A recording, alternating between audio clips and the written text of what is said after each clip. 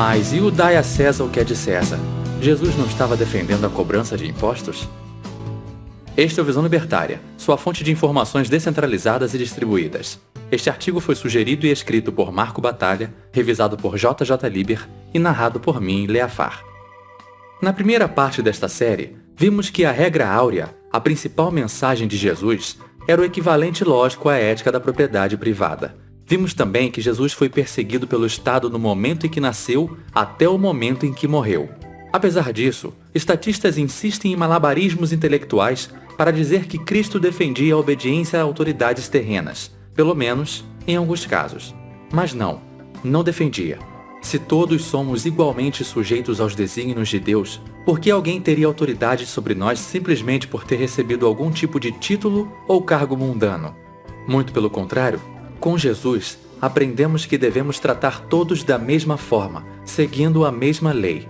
Isso automaticamente elimina qualquer possibilidade de estados serem aceitáveis. A pretensa autoridade dos governantes estatais não é legítima. Cristo é bem claro quanto a isso. Em Gálatas capítulo 2, versículo 6, Paulo relata o que Jesus disse: "Quanto aos que pareciam influentes, o que eram então não faz diferença sobre mim.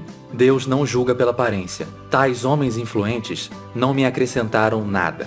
E em Tiago capítulo 2, versículo 9, o autor reitera que a regra áurea é absolutamente incompatível com a submissão a títulos terrenos. Se de fato obedecerdes à lei do reino encontrada na Escritura, que diz: "Amarás ao teu próximo como a ti mesmo", estareis agindo corretamente. Mas, se tratares os outros com parcialidade, estareis cometendo pecado e sereis condenados pela lei como transgressores. Ora, e o que o Estado não faz se não tratar os que estão sob seu jugo com parcialidade? Lembremo-nos de que Estados são fundados sobre aquele princípio satânico: faça aos outros aquilo que não quer que os outros lhe façam. Seguindo à risca tal princípio, Estados coletam impostos, que são chamados de roubo ou extorsão, se praticados por outros.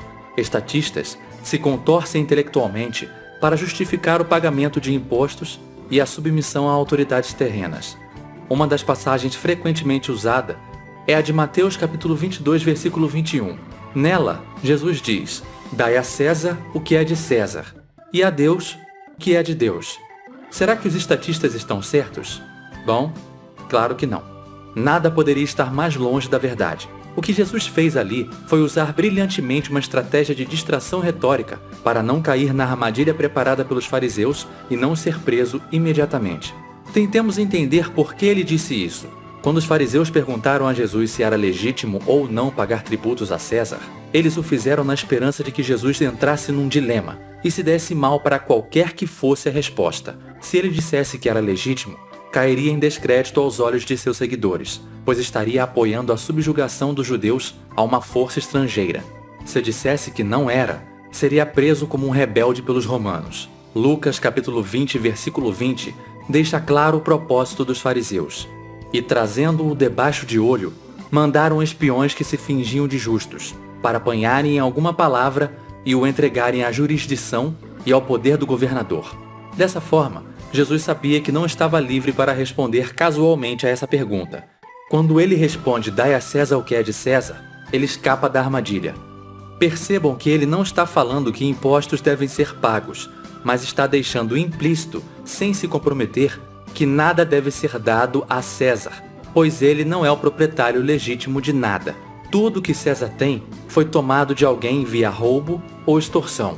Ao usar essa tática de distração retórica, Jesus estava seguindo o conselho dado aos seus apóstolos: "Eis que vos envio como ovelhas aos meus lobos. Portanto, sede prudentes como as serpentes e simples como as pombas. Acautelai-vos, porém, dos homens, porque eles vos entregarão aos sinédrios e vos açoitarão nas sinagogas, e sereis até conduzido à presença dos governadores e dos reis por causa de mim, para lhes servir de testemunho." Ele sabia que os agentes do Estado e seus cúmplices eram a personificação do mal.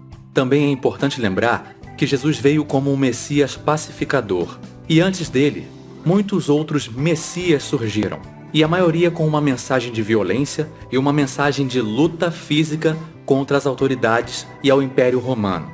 Todos esses candidatos a Messias perderam sua luta, enquanto que a mensagem de Jesus permanece até hoje. Muitos judeus desse período estavam esperando um discurso revolucionário em Jesus, de revolta e rebelião, mas eles se enganaram. Da mesma forma que a esquerda se engana hoje ao comparar Jesus a Che Guevaras, Marielles e Lulas. Uma outra demonstração de que Jesus considerava os impostos como algo injusto é dada pela seguinte passagem que fala sobre os publicanos, os cidadãos judeus que eram coletores de impostos. Saindo, Jesus viu um homem chamado Mateus, sentado na alfândega, e disse-lhe: "Siga-me." Mateus levantou-se e o seguiu. Estando Jesus em casa, foram comer com ele e seus discípulos muitos publicanos e pecadores. Vendo isso, os fariseus perguntaram aos discípulos: "Por que vosso mestre come com publicanos e pecadores?" Ouvindo isso, Jesus disse: "Não são os que têm saúde que precisam de médico, mas sim os doentes. Ide e aprendei o que significa isto. Desejo misericórdia e não sacrifícios, pois eu não vim chamar os justos, mas sim os pecadores ao arrependimento." O interessante dessa passagem é que na pergunta, os fariseus separam os publicanos dos pecadores. Já na resposta, Jesus inclui os publicanos no grupo dos pecadores. Essa é a história de como Mateus, um publicano, foi levado ao arrependimento por Jesus. E como isso aconteceu? Quando ele desistiu da sua profissão de coletor de impostos. É a partir daí que Mateus começa a sua jornada com Jesus. Há uma outra passagem que deixa bem claro o quão injusta para Jesus era a profissão de publicano.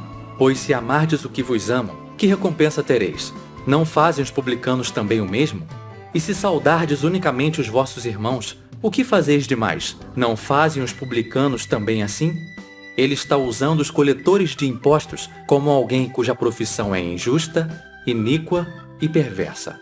Talvez a passagem mais citada por estatistas para justificar o pagamento de impostos seja Romanos 13, em que Paulo escreve: "Todos devem sujeitar-se às autoridades superiores, porque não há autoridade que não venha de Deus, e as autoridades que existem foram estabelecidas por Ele. Por isso, quem resiste à autoridade, resiste à ordenação de Deus, e os que resistem trarão sobre si mesmos a condenação. Por esta razão, também pagais tributos, porque são ministros de Deus, atendendo sempre a isto mesmo. Portanto, dai a cada um o que deveis: a quem tributo, tributo; a quem imposto, imposto; a quem temor, temor; a quem honra, honra." Será que Paulo está mesmo dizendo para nos submetermos às autoridades terrenas e pagarmos os impostos que nos cobram? Também não. Se prestarem a atenção, perceberão que em nenhum momento Paulo nos diz para nos submetermos ao governo. Ao menos, não a estes governos coercitivos estatais que existem na terra e são operados por homens. Aliás, estaria sendo hipócrita se nos ordenasse a isso, visto que ele mesmo não se submeteu ao Estado. E se tivesse se submetido, não teria ficado vivo para escrever Romanos 13. Quando ainda era conhecido como Saulo de Tarso, Paulo escapou de Damasco ao descobrir que o governo da cidade, sob as ordens do rei Aretas, estava vindo com uma guarnição para prendê-lo e executá-lo. Isso aconteceu logo após sua conversão, na estrada para Damasco. Ao saberem de sua conversão, os judeus em Damasco decidiram matá-lo por o considerarem um traidor.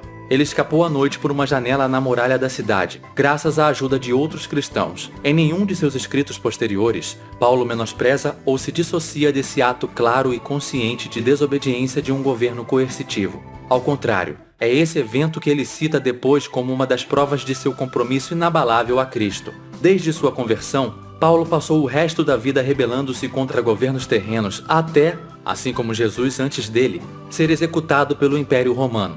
Nesse caso, por decapitação. Pelas autoridades, Paulo foi preso várias vezes por pregar o Evangelho de Cristo. Pelas autoridades, foi chicoteado em 5 ocasiões, cada uma delas com 39 chibatadas. Pelas autoridades, foi espancado com varas por espalhar a palavra de Jesus. Em nenhum desses casos, Paulo se submeteu às autoridades coercitivas terrenas. Ao contrário, ele os citou como evidência de seu compromisso com Jesus. Ainda se Paulo estivesse de fato dizendo que devemos obedecer a governos coercitivos terrenos, ele sequer poderia ser considerado um cristão, dado que vimos no primeiro vídeo desta série. Será que era esse o caso? Seria Paulo um hipócrita? Estaria ele se contradizendo? Ou essa seria a prova de que a Bíblia é um livro controverso? A resposta a todas essas perguntas é não. Assim como no caso do Dai a César, esse é outro caso engenhoso de distração retórica.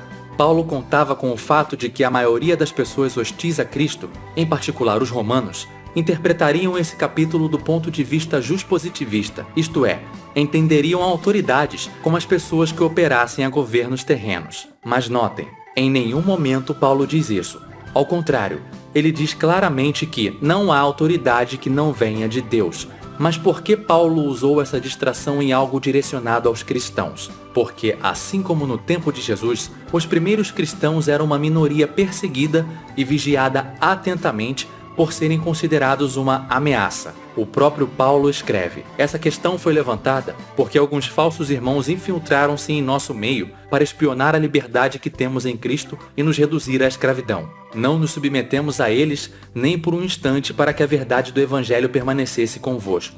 Da mesma forma, quando Paulo escreve: a quem tributo, tributo, a quem imposto, imposto, ele está usando a mesmíssima estratégia que Jesus usou no Dai a César. Assim como a de Jesus, sua estratégia foi tão sagaz e brilhante que até hoje os estatistas caem nessa distração retórica. Um verdadeiro cristão, porém, entende que as autoridades que ele menciona são aquelas que vêm de Deus e são aceitas voluntariamente e não aquelas terrenas que se impõem pela força. E se ainda há dúvidas, na primeira epístola aos Coríntios, Paulo deixa tudo mais explícito.